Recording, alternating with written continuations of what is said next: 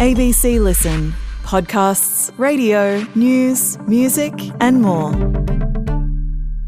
Hello, it's Richard here, bringing you some of the most memorable guests we've had on nearly 20 years of conversations. And today, it's Jack Hoysted with the saga of Fine Cotton.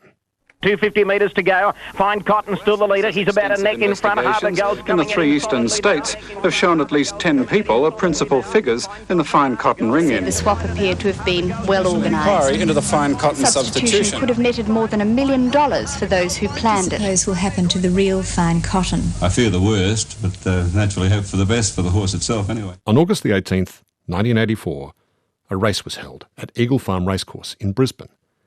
It was supposed to be a low-key affair. People at the track that day noticed that the race was attracting an unusual amount of attention and that the pundits were following the race with a kind of furtive intensity. The winner by half a nose was a fifth-rate galloper known as Fine Cotton. Now, Fine Cotton had run a bunch of races and had always placed at the back of the field. Yet somehow, on this day, it had won. But then a bunch of men, strategically placed at the finish line, started shouting, "Ring in, ring in," because Fine Cotton was not Fine Cotton at all. It was another horse entirely, a much better horse, disguised, and I use that term loosely, to look like Fine Cotton. And so an incredibly complicated plot to defraud bookmakers of millions of dollars began to unravel.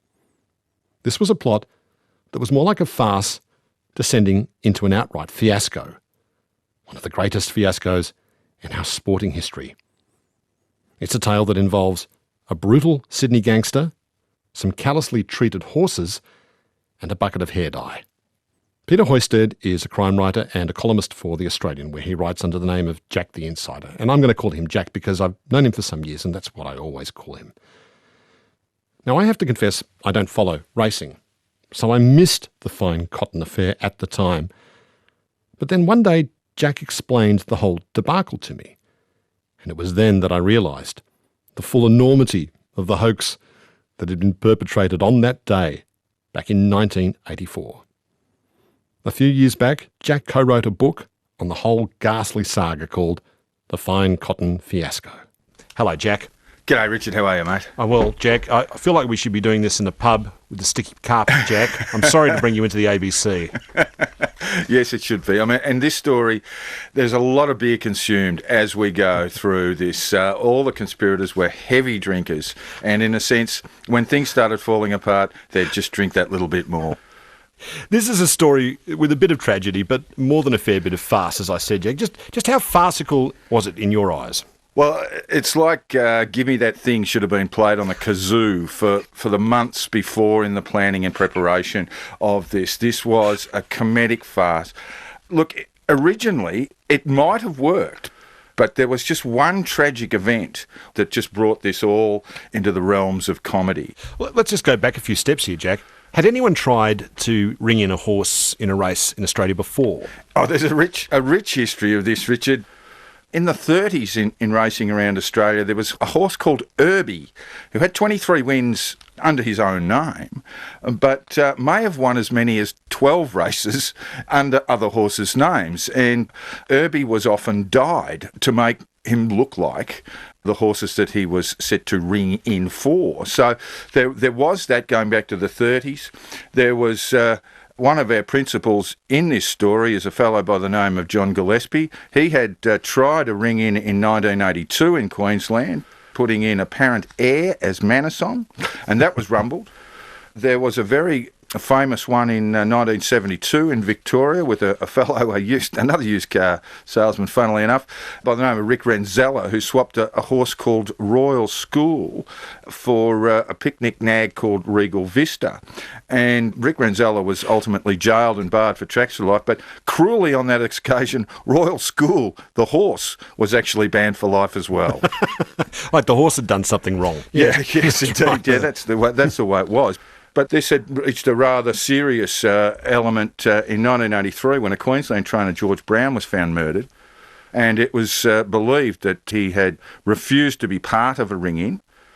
I'm not suggesting for a moment that was the same conspiracy as those who were involved in Fine Cotton, but this fellow was murdered for not being involved in a ring-in. And clearly some very serious criminals had got involved in the business of race fixing generally and thought a ring-in might give them some more money.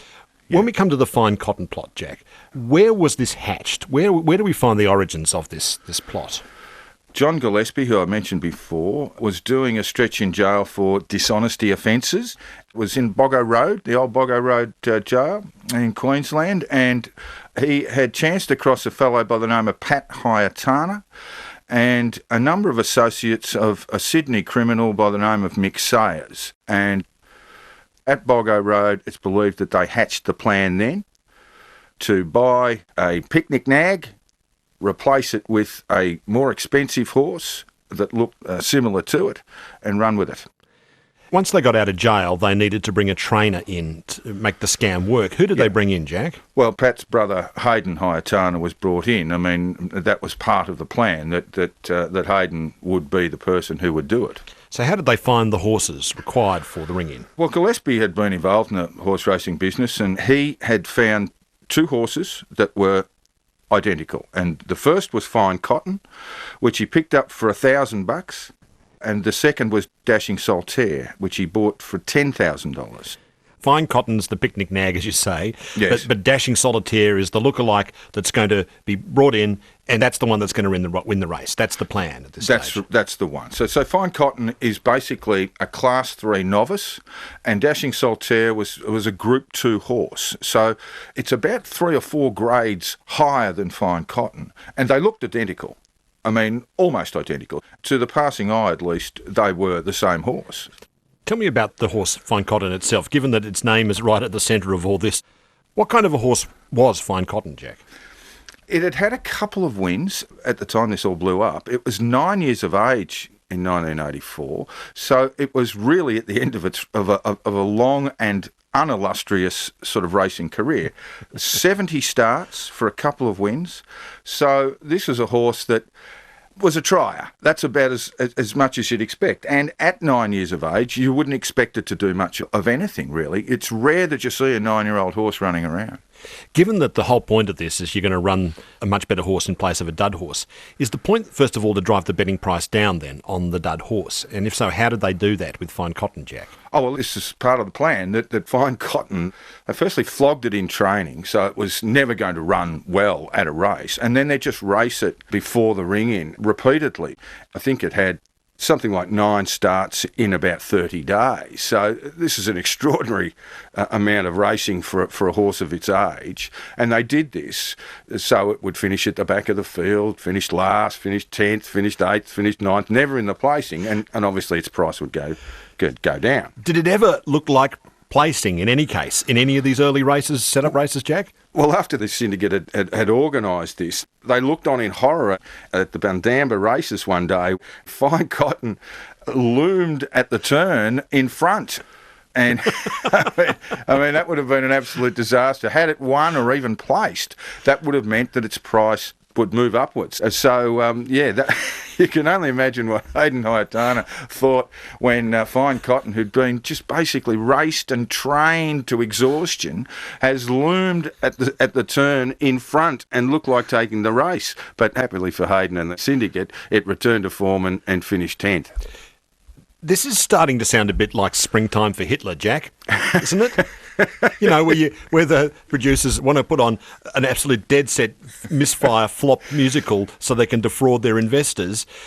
Similarly, Fine Cotton has to not just run last, but be seen to run last again and again and again. Yeah, that's right. So it was a failure, and it had to be proven as a failure as we went forward. This is still a very good plan, by the way. Everyone was behind the plan, and as I say, Dashing Solitaire was sitting in the background, being trained and being prepared for this race, and it was the spitting image of Fine Cotton. So everything's set to go. They've got the spitting image horse. What went wrong? Well, this is the great disaster. This was where a possible success turned into this comic farce and ultimate tragedy for a great many people. The horse Dashing Solitaire was in training, and it cut its hindquarters on barbed wire. It was quite a deep cut and it had to be stitched up. And this just a week out before it was due to run. That meant it could not run. It would not pass a vet inspection. It could not run like that. And so these men who were sitting back thinking how they were going to spend their fortunes a week later are sitting around in a pub in the Goldie in the Gold Coast, and they get the news that Dashing Soltaire's out. It cannot race. John Gillespie gets up from his seat and goes and makes a phone call to Sydney, to the gangster Mick Sayers, and returns ashen-faced and says to the table, someone's going to get knocked over this. Knocked, you mean like punched in the head, murdered. killed? Someone is going to be murdered. Someone is going to be murdered. Mick Sayers had invested his money. He was a man in desperate straits himself who owed a lot of money to a lot of people. And when he was told, oh, look, the ring-in won't happen when it's supposed to, he said if it didn't proceed, people would be murdered. So they realised they have to make plan B. They've got no plan B, but they have to come up with one. Let's get into Mick Sayers, this Sydney gangster who was bankrolling the whole scheme. Tell me about him. What kind of a man, what kind of a gangster was Mick Sayers, Jack? Well, he was an inveterate punter. He was considered the largest punter in Sydney for a long, long time. He was Melbourne-born and came up to Sydney, like a lot of Melbourne crooks did, and found it very hard to get on. Sayers was constantly in and out of debt. He lived the high life. He lived in the eastern suburbs of Sydney. He drove around in a Mercedes-Benz. He was always losing a lot of money, and he tended to supplement his income by selling heroin. And that's the sort of man he was. He wasn't up there with the Nettie Smiths or the Chris Flannerys of this world, but he was certainly brutal enough, and certainly brutal enough if push came to shove. At the time of the ring-in, he owed a great amount of money to SP bookmakers around Sydney. And in that environment, the SPs, most of them at least, were under the aegis of George Freeman. And George Freeman was a gangster himself. Was Mick Sayers a killer, Jack? Yes, he was, yes. He had been involved in murders. He certainly had prior knowledge of them. He was a pretty willing sort of fellow. So this puts enormous pressure, suddenly, on the conspirators to come up with a replacement for the replacement. What kind of solutions were they coming up with, Jack, as they sat round that gloomy table in the pub on the Gold Coast? The thing that marks this syndicate is they were always drinking. They were always having a stubby or having a beer in the pub. And so there they were, having a beer in this pub on the Gold Coast and tossing around ideas. And Hayden Hayatana's first idea was to give Fine Cotton what he called a bomb. And a bomb was this sort of ghastly amphetamine tablet that he would give to the horse in the hope that it would somehow find the form of a 5-year-old and go up a couple of classes and win the race. But this was quickly dismissed by Gillespie, and it was determined that Gillespie would go back to a horse that he had had a look at in the previous year, not so much for a ring-in, but to buy on behalf of someone else. And that horse was Bold Personality, who was owned and trained by Bill Naum, who was based in Coffs Harbour. And they thought they'd do that. But there's one basic problem that they must have considered, but in the end they settled on it. And that big problem was that Bold Personality had absolutely... it was a completely different horse. It was a different colour, it was a different size, it had different markings. It looked like a dog to a cat. I mean, it was completely dissimilar. Life is great in the Sunshine State. Every Queensland heart sings a song to its tablelands and its golden sands. We are proud to say we belong, and our faith is great in the Sunshine State. So, how many days out were they from the race meeting that this needed to happen in, Jack? Does this explain their desperate attempts to bring in Bold Personality as the ring-in? Yes, well, they were due to do the ring-in on the Wednesday prior to the 18th, and they had to delay. They had to delay just the 4 days to the Saturday meeting. So they had that time to delay, but they were told there would be no delays beyond that permitted, and that meant violence. So Gillespie wrote a dud cheque and gave it to one of the conspirators, a man by the name of Tom DeLucio, and sent him down to Coffs Harbour with a horse float on the back of an old Toyota Corolla, of all things. And with this dud cheque, he would buy the horse, bold personality, and pick it up and take it back to Brisbane, where they would prepare it. They had no time to train it. They just had to get it ready for the race and ring it in for fine cotton. So these are men who are doing this, first of all, for $1 million. Now they're doing it for the $1 million and because they're in fear of their lives. Yes. You mentioned that Mick Sayers was the gangster who was bankrolling the fine cotton ring. He went to see a man called George Freeman, also known at the time, as I recall, Jack, as a, quote, colourful Sydney businessman. Why did he go to George Freeman? Well, Freeman was the power in Sydney racing, shall we say, in the back blocks of it anyway. He had a network of SP bookmakers that operated under him and under his aegis, so if they were owed lots of money, then Freeman would collect the money on their behalf, often with threats of violence. He ran casinos in Sydney, in and around Sydney, in Wollongong, in Albury as well. He made a great deal of money from the illegal gaming business, as it was then, and he was a force to be reckoned with. In the Sydney scene, in the 70s and 80s, there were three very powerful men. One was Len McPherson, the other one was Stan Smith, and the third man was George Freeman. And this sort of triumvirate ran the old traditional rackets of illegal gaming, prostitution, money lending, casinos, that sort of thing. I remember George Freeman, he used to appear on TV specials on Four Corners or something like that in the 1970s and 90s, 80s, Jack. And he was often presented as this kind of likeable rogue, a handsome devil with white hair, in a white suit, living in a mansion in Yowie Bay, driving an expensive car with a sort of affable sort of attitude. Was that what he was really like, Jack? No, he was capable of great violence, and indeed he committed at least 2 murders in his life. Like McPherson and Smith, they were products of boys' homes. They, in their childhoods, had accelerated levels of criminal development, so they found their way into boys' homes, places like Gosford, places like Mittagong Boys' Home, and they found their way into these places often at 12 and 13. So the rest of the kids in these places were 15 and 16 and a bit older. And they were subject to physical and sometimes sexual violence perpetrated on them, sometimes by the boys, sometimes by the guards. These places were basically criminal breeding grounds, and Freeman, McPherson and Smith rose through that. There were many others as well. Neddy Smith was another man who counted Mittagong Boys' Home and Gosford as his alma mater.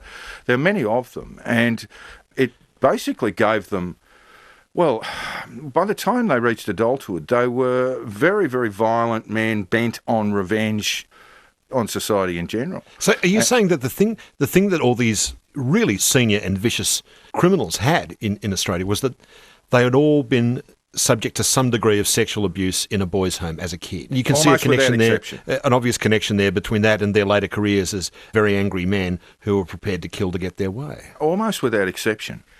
Len McPherson used to talk publicly about being sexually abused by guards when he was at Gosford. Stan Smith went through there. Neddy Smith went through there. Even if we go down to Melbourne and look at Chris Flannery, the Morning Star Boys' Home, he was subject to physical and sexual violence at these places as a young boy, 14, 15 years of age. And what it did was just make them incredibly violent.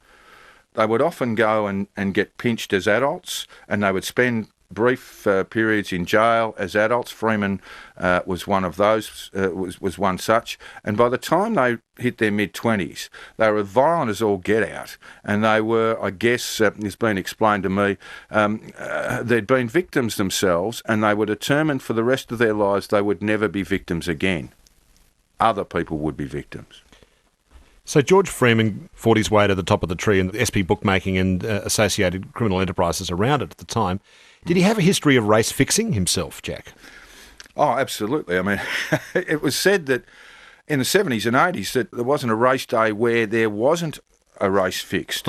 And just to specify, he often worked in harness racing. It was harness racing, the old trots, as they say, where he did most of his work. And it's a bit simpler there, where you basically just offer, if there's 8 horses in the harness racing field, he will offer 7 of them, $50 on the winning horse, which if it gets up at 8-1, everyone gets $400. They're not all that keen to race, and they're not likely to say no to George Freeman. So he basically almost ruined harness racing as a sport in this country. It was that bent. So we've got these fine cotton conspirators operating at a kind of lower level, if you like, in the criminal world. One level above them is Mick Sayers, the guy who's bankrolling it, and above him is George Freeman. Why did Mick Sayers go to tell George Freeman about the plot to have a ring-in for fine cotton? Well, Mick owed money to the SPs that operated under George Freeman's umbrella. How much money was he into them for? Well, there's talk somewhere between $500,000 and $1.5 million at the time. And he was always chasing his tail as a punter. So it was not unusual that he had a lot of money outstanding, but the situation had become quite grim for him. So one imagines that when he spoke to Freeman and told him about this conspiracy, the fine cotton ring-in, that he told Freeman to court favour with him, and also to tell him, look, once this is done, everyone will get paid and everyone will be happy. Nothing but blue skies ahead. Then if the ring-in works, nothing but blue skies ahead. And like a lot of these crooks, Mick Sayers was unable to see through what would happen if it didn't work. But Freeman was a different character. He was very, very bright. He was very intelligent, very cunning and very shrewd. And when Sayers spoke to him and told him about this, he knew exactly what he was going to do in very quick time. So the conspirators arranged to buy Bold Personality down somewhere in the Coffs Harbour with a dud check. Dud check. Dud check. What? Because they didn't have enough money to pay what the $10,000 it would cost. That was it. That was the end of their money. So they send this Tom DeLucio down to pick it up. The idea was to pay the owner, Bill Nahum, with the dud check, and by next week, of course, blue skies, as you say, so they'd be able to sort it all out, and there wouldn't be any problem. Terribly sorry, we just didn't have enough funds in the account at the time. I could have sworn it would have been okay, but here's some cash, Bill. And that was the plan. They'd just buy this horse with a dud check and bring it up. The horse, just to repeat myself, that looked nothing like fine cotton. All right. So now they've got to get the horse to Brisbane from Coffs Harbour. How did they do that, Jack? Well, I believe it was a Toyota Corolla pulling a horse float. So that's the start of this farce, this sort of car jerking up the Princes Highway up towards Brisbane. And DeLucio knew nothing about horses. It was August, a time of heat and humidity, often in the New South Wales North Coast and in Queensland. And so he just threw a rug over the horse, and it was a winter rug. And so this horse, poor old Bold Personality, by the time it got to Brisbane, it was badly dehydrated. So what happened when Hayden Haitana saw the horse, this poor dehydrated horse? Yeah, well, they're in this position from which there is no turning back, and there is no ringing vets either, because vets are going to cotton on, no pun intended, to what's going on. So Haitana was a pretty good judge of horseflesh, and he would have seen that the horse was severely dehydrated, and he decided to do what a vet would normally do under this circumstance, and that is to flush the horse. And that involves, rather rough it sounds, but putting a garden hose down one of the horse's nostrils, Bold Personality's nostrils, and filling its belly full of water. And you have to do this with great care, of course, unless you put water into the horse's lungs. But they were able to do it with some degree of success. Bold Personality was rehydrated, and as they removed the hose from its nostril, you're talking about 2 or 3 metres of hose here, it burst a blood vessel in its nose. I mean, horses and bleeding, it just can't happen anywhere near race time. So they decide that they have to stop the bleeding, and so they strap poor old Bold Personality's head to the rafters of the stable. As you might, if you get a blood nose yourself, sort of throw your head back. They basically strapped it to the rafters, this poor thing, and waited for the bleeding to stop that way. And then, of course, they had to deal with the colour. Fine cotton was a chestnut sort of colour or something, Jack? Is that right? Dark brown, almost black. And what colour was Bold Personality? It was a bay gelding, so that's a sort of light brown. I mean, we're talking chalk and cheese here. So what did they do about that? Well, this is, I guess, for people who know broadly the story, this is the bit that they will know. John Gillespie actually went around to a number of chemist shops around Brisbane, around near Hoysted stables, and bought up as many henna rinse packets that women would dye their hair with. It was all henna. He'd buy 2 packets at one chemist shop, 3 at another, and he came back with enough for a 1,000-kilogram horse. And so there they were with half a dozen men with rubber gloves on, rubbing henna rinse into Bold Personality to try and make it a darker colour so it would look a bit like fine cotton. Enough, at least, to pass muster. How did Bold Personality look the next day? Well, look, the thing that they had not considered is that horsehair physiology and human hair physiology is quite different. And so basically the dye didn't take. So when Hoysted got into the stable the next day, Bold Personality was bright red. I mean, Elizabeth the First Bont's redhead. It was a jinger, this when you're trying to slip a horse through and ring it in, this was going to stand out. You know, bright red horses, people noticed them. Was it like an equine traffic light? Was it? Yes, that's right. Sunshine State, for our Queensland future is grand. This is Conversations with Richard Feidler on ABC Radio. They had a bright red horse on their hands. What did they do about that? Well, they decided sensibly that they were just going to go to Plan C, I suppose, and that was, firstly, they were going to get the horse around to one of the conspirators' homes, a fellow by the name of Robert North. He came from a well-to-do sort of Queensland family involved in the real estate business, and there, if passers-by and people driving their cars had seen the North residence, they would have seen a red horse standing in the front yard being hosed down and with all this dye running off it. That's what they did. So they were just thought, well, we know there's a huge difference between Bold Personality and fine cotton, and we're just going to go with that. We're just going to throw ourselves on the mercy of the stewards, basically. So they hosed the horse down. But Jack, fine cotton had white socks and Bold Personality did not. What were they going to do about that? Oh, easily fixed. Richard, Hayden Hoysted presented with a spray of Dulux White High Gloss and proceeded to spray the very wet Bold Personality with these, get these socks in there. But all that did was just run. I mean, basically, the paint just ran down the hooves of poor old Bold Personality. Had been through a terrible ordeal in the previous 24 hours. God only knows what it thought. This racing coat, this is a rum show.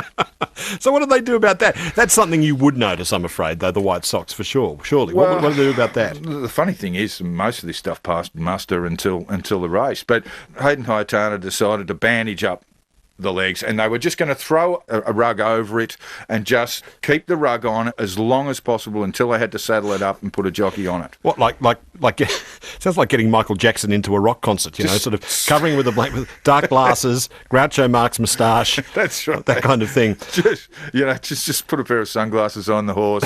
I mean, just smuggle him in, keep the blanket on, and no off one's you the go. wiser. Yeah. Do we know just how drunk these men were at this point in the morning, These men Jack? are drinking stubbies all the way through, and they've been drinking, and, you know, woke up that morning and looked at the red horse and go, "Gee, better have a stubby about this one." And that's what they were doing. They were drinking stubby after stubby after stubby, and they were due to go to Eagle Farm when they realised, we haven't put shoes on the horse. So they have to ring around, get some farriers. They need a farrier who's not going to speak up about what's going on. There's a horse, there's a soaking wet horse in the front yard of this guy's place. So they take Bold Personality, and the farrier turns up, and he doesn't have any racing plates. And he just says, look, I've got some harness racing plates, you know, that'll have to do. So poor old Bold Personality has been through so many indignities, has now been given the wrong plates to run.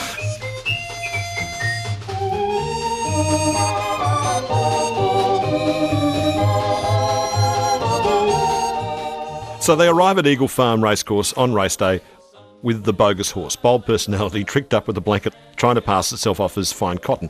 But did they bring the real fine cotton with them as well, Jack? They had the two horses in the float. They decided that they were going to bring fine cotton as well, just in case they needed to pull the old switcheroo back at some point. So they got two of them there, and basically fine cotton spent the days racing out in the car park in the horse float. So they get to the race course, and there's suddenly a terrifying announcement that comes through the PA. What happened, Jack?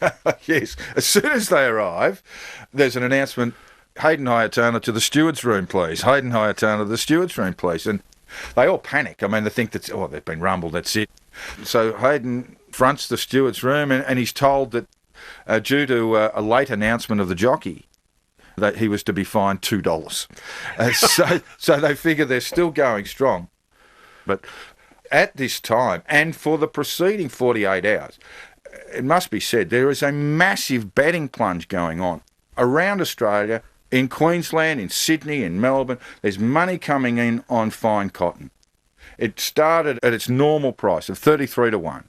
And by the time Hayatana and the syndicate arrive at Eagle Farm, it's 7 to 2 favourite. And this is a massive betting plunge. At the time, a record for amount of money invested on a rank outsider in any race in Australia. But this is only going to work if these guys have kept it a secret, Jack. Isn't it? Well, so clearly a few people are in on the secret if there's been a massive plunge on the betting markets. How did the word get out? Well, yeah, you're absolutely right. Secrecy is all in this something like this, but everyone seemed to know. A lot of people later on got in trouble for having prior knowledge, but it seemed like hundreds of thousands of people had prior knowledge. And that essentially came from Freeman, who, through his network of SPs and through all his network of people in the racing business, had told them what was happening. So we have this massive, massive plunge. I mean, ideally, the syndicate would like fine cotton to run at perhaps 12 to 1. But they would have invested at perhaps 33 to 1. But as it turned out, fine cotton starts the race a raging hot favourite. And then the conspirators see that the owner of bold personality, Bill Naum, has arrived at Eagle Farm track. Now, How much danger are they in at this point? If he would have recognised his own horse, wouldn't he? He's going to recognise his horse if he's a horseman. He's going to recognise his horse from half a kilometre away. He had no idea about the ring-in, of course, but his decision to turn up at Eagle Farm on that day was just completely out of the blue. And the syndicate, Gillespie, Hayatana et al., they've clocked him and gone, oh my God, what are we going to do? So Gillespie is sort of says, leave it with me, I'll take care of this. This is my job. So he just grabs Bill Naum and said, mate, how you going? And pulls him into the bar and keeps him in the bar throughout the race. And while the race is being run, just keeps his head strategically in front of the TV screen so Bill Naum won't see the race and go, gee, that's my bloody horse racing this. Crisis averted then. Oh, yes, it's so far. Now, Jack, what was the jockey's role in all of this? The jockey was an apprentice. His name's Gus Philpott. He's still around, still involved in the racing business. And Gus Philpott was a very late announcement for the ride. He had absolutely no idea. When he climbed on Bold Personality's back, he believed it was fine cotton. And, when he got to the mounting yard, all the jockeys, everybody else knew except for Gus. So all the jockeys are actually winking at him. G'day, mate, how you going? Hey, good one today, mate. No worries. And Gus really is completely clueless. He just doesn't know what's going on. You said a lot of people found out that the fix was in. Who was seen holding fine cotton betting tickets at the track that day, Jack? Who was there? Well, look, Eagle Farm would have expected a reasonable crowd in on a Saturday meeting in August, but there was a big crowd in. And there were people that had never been to the races before and never would go again. And there they were standing, holding betting tickets for fine cotton. I mean, some of them were members of the Queensland fraud squad. They had prior knowledge, although the question was never actually put to them as to how they knew. But there were members of the Queensland Police and specifically Queensland Fraud Squad standing at the rails, geeing on fine cotton. just before the race thinking you beauty. And they might have got on a good price too, who knows? So then, bang. 250 metres to go. The starter's gun fires, He's about a neck in and we're off to the front. races. Coming at him solidly now. Fine Cotton and Harbour Gold. They're going to fight it out. Harbour Gold's just about got his nose in front. Fine Cotton's kicking again on the inside. Fine Cotton and Harbour Gold. Fine Cotton's in front. They're drawing to the line. He's just in front. Fine Cotton, Harbour Gold lunge right on the line. They hit it all. Gee, this is close. Pretty tight, this one. Fine Cotton or Harbour Gold. It could go either way. Then Cabaret Kingdom. How did it end up, Jack? How did Fine Cotton place, a.k.a. Bold Personality?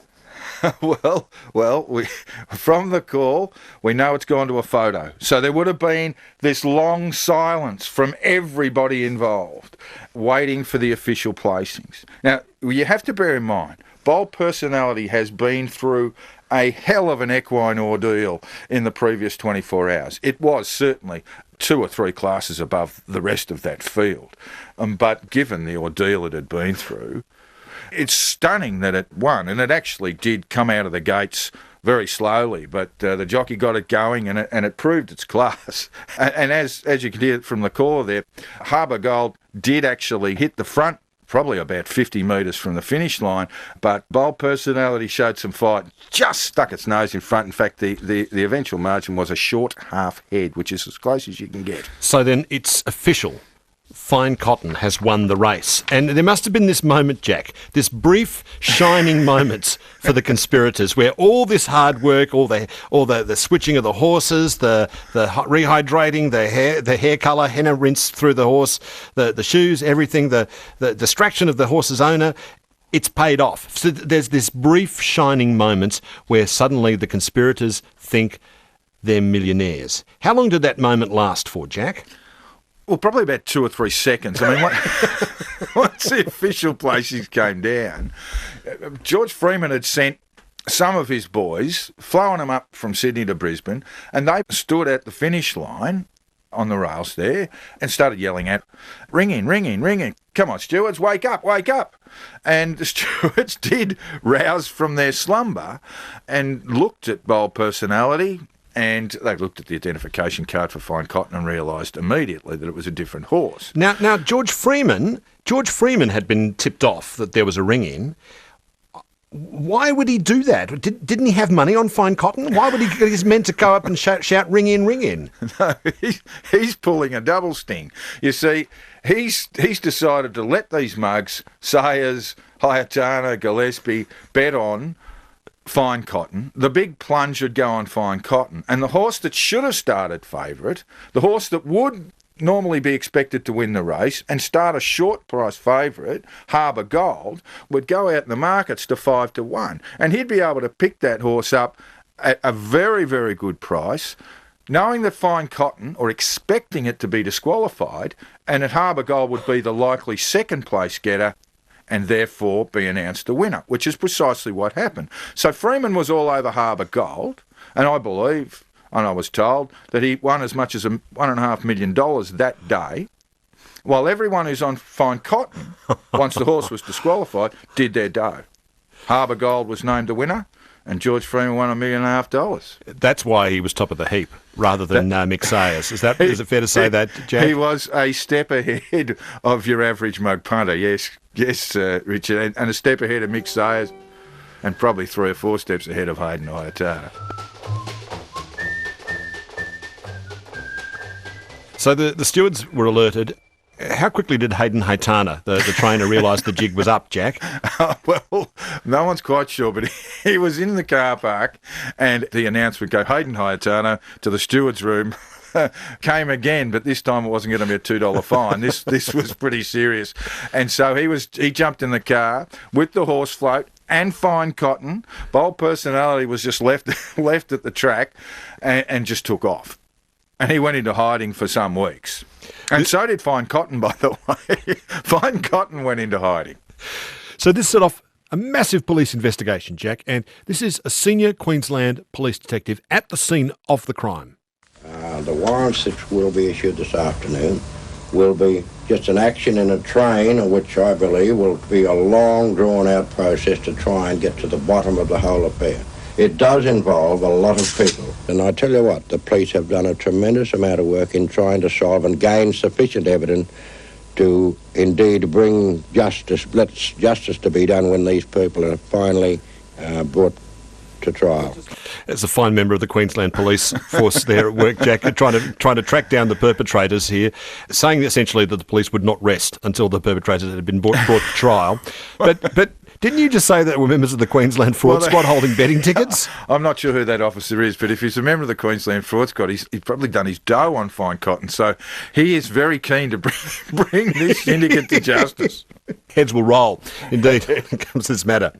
Eventually, Hayden Haytana was spotted and arrested in Renmark, South Australia. Around midday yesterday, a man resembling Haytana aroused the suspicions of a shopper and 2 staff members at the Woolworths store in Renmark.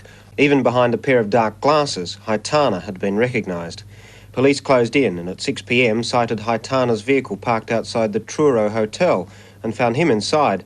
Apparently he'd stopped for a drink, little realising how close he was to arrest. Security is tight because of the alleged threats on Haytana's life. There he is, picked up near Renmark for having a drink in a pub, Jack. It's mentioned there were fears for his life. Was his life in danger? Well, he said so, and I have every reason to believe that that was accurate. And certainly if we remember the name of George Brown, who I mentioned at the start of the program, who was a trainer who was killed, who was murdered, then Hayden had something to worry about, definitely. But it was a nationwide search, not just for Hayden Haytana, but for fine cotton as well, who had also disappeared. And I just love the bit that Hayden just couldn't help himself but go into a pub disguised. So there was an AJC inquiry into the whole affair. Today, the AJC's committee found that bookmakers Bill and Robbie Waterhouse did have prior knowledge of the ring-in. 6 others were also found to have had prior knowledge of the ring-in. They were Roman Catholic priest Father Edward O'Dwyer, bookmaker Peter McCoy, bookmakers clerk Robert Hines. Bookmakers Bill and Robbie Waterhouse mentioned there, Jack, as having had prior knowledge of the ring-in. How were they punished? All of those men, including Father Ted O'Dwyer, were warned off racetracks for life. And, of course, Robbie and Bill Waterhouse were licensed bookmakers, so, that means they cannot set foot on a racetrack ever again. And as bookmakers, they were unable to ply their trade. Who was this Father Edward O'Dwyer, this Father Ted? This is the first time his name's popped up. What was his involvement? Well, he led a massive betting plunge before the race. One of many, it must be said, but yes, he clearly had, Father Ted had prior knowledge of the fine cotton ring-in, and he got life as well. He certainly had a few dollars of his own on it, and as I said, had led a massive betting plunge. But I'm sure he would have tipped all his winnings into the poor box. I'm sure he would have. I'm sure that's true too, Richard. Yeah. Did anyone get a jail term out of this, Jack? John Gillespie received the longest sentence. He was sentenced to 4 years jail. Hayden Haytana was sentenced to 12 months and served 6. Obviously, both men were warned off racetracks for life, as were the other conspirators, Robert North and DeLucio. But Gillespie and Haytana were the only ones sent to jail. This whole story feels like a story from a different Australia to me, Jack. Is that how you see it? There is an element of that. I mean, we are talking about the final days of what we might call organised crime as it was in Australia. And the people like Freeman, McPherson, etc., they eschewed drugs, they made their money and became very powerful through the traditional illicit fare of gambling and prostitution and so forth. They weren't cleanskins, but they didn't get involved in drugs at all. And of course, in this time we are looking at the rise of heroin distribution in the country and so forth. So in a sense it was the end of the old gangster lifestyle. Mick Sayers, who I said had bankrolled the whole thing and it was into George Freeman for anything between $500,000 and $1.5 million on gambling debts. What became of him after the fine cotton affair? Well, he was murdered about 6 months later in Sydney over an unrelated matter. He had been in contact with the heroin dealer, one of Sydney's largest, in fact the largest heroin dealer at the time, Barry McCann, and he had bought a quantity of heroin from him in a pub in the inner west and then pulled another sort of almost fine cotton crazy story. He took the heroin from a car where he'd met McCann, went to get the money, I'll just go and get the money, Barry, and then came back about 2 minutes later, looking somewhat dishevelled, and he says, "You wouldn't believe what's happened, Barry. I've been robbed. They've stolen the heroin." And Barry McCann was not a man to be messed with, and he said, "If I don't have the heroin or my money within 24 hours, you're dead." And it took a little bit longer than that, but Sayers was murdered by associates of Barry McCann. Where was he murdered? He'd just been to the races, and he was murdered outside his home, in the driveway of his own home. 3 masked gunmen came forward, and Mick Sayers tried to run away and was shot dead in the street. What became of George Freeman, the SB bookie kingpin? Can I call him that? Yes, you can, absolutely. I mean, he was the king of Sydney. He was an asthmatic for most of his life. He was a smoker as well, but he had developed an addiction to pethidine. And as I say, despised drugs, but he became addicted to pethidine, and one day after an asthma attack, he just quietly died. I mean, he died in his bed. At least he died a peaceful death, unlike many other gangsters. Hayden Haitana. He had a racetrack ban placed on him, which was finally lifted, apparently, in 2013. Do you have sympathy for Hayden Haitana?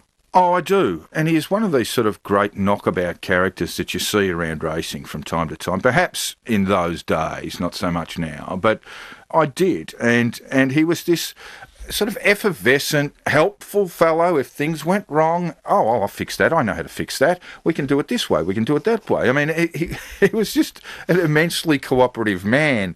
And it was very sad. I mean, you know, he was warned off racetracks for life. And, of course, Robbie and Bill Waterhouse, they appealed and after 14 years were allowed to return to racetracks and given their bookmakers licence shortly afterwards. But Hayden Haitana, whose entire life was racing, was denied the opportunity of going to a racetrack. Finally, the horse where it all started, Fine Cotton, which disappeared along with Hayden Haitana after the fix was found out. Was it ever located? Whatever happened to Fine Cotton itself, the horse that never actually ran that day, the centre of all this fuss? We had a nationwide horse hunt for Fine Cotton. I think about 10 weeks after the race, Fine Cotton was discovered grazing peacefully at the Queensland Mounted Police paddock, less than a couple of kilometres from Eagle Farm. There it was, sitting amongst police horses, which is really funny too. I presume Hayden Haitana had just slipped it into the paddock and thought, well, no one will notice there's an extra horse there. Did it live to a ripe old age? Yes, it was purchased by an Australian movie producer, John Stainton, and it actually lived a very full life and died at the ripe old equine age of 33. And poor old Bold Personality. Do we know what happened to that horse? Well, as the cheque bounced, Richard, as the cheque bounced, Bold Personality was returned to Bill Naum. It never raced again, and presumably after its trauma at Eagle Farm, you'd like to think it spent a happy life in a nice big paddock. I'm amazed no one's made a major, gigantic international feature film out of this story, Jack. It's just been a great pleasure to have you tell it to us on the radio for us today. Thank you so much, Jack. Thank you, Richard. A pleasure. That was my conversation with Peter Hoysted, a.k.a. Jack the Insider, from 2012. Since we spoke, Jack has co-written with Pat Shiel a book called The Fine Cotton Fiasco. And in the process of writing the book, Jack uncovered several fresh revelations, including the presence of the mother of the then police commissioner at the track, laying a bet on that day. If you want to hear more of these new revelations, you can find a link to my Fine Cotton Update with Jack in the app and on the Conversations website. And if you enjoy a rip-roaring crime story, there are links to other conversations I've had with Jack there as well about Australia's great criminal history. This conversation was produced on the lands of the Turrbal and Jagera peoples. The EP was Pam O'Brien. I'm Richard Fiedler. Thanks for listening.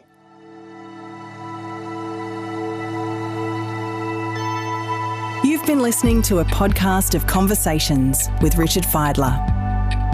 For more Conversations interviews, please go to the website abc.net.au/conversations.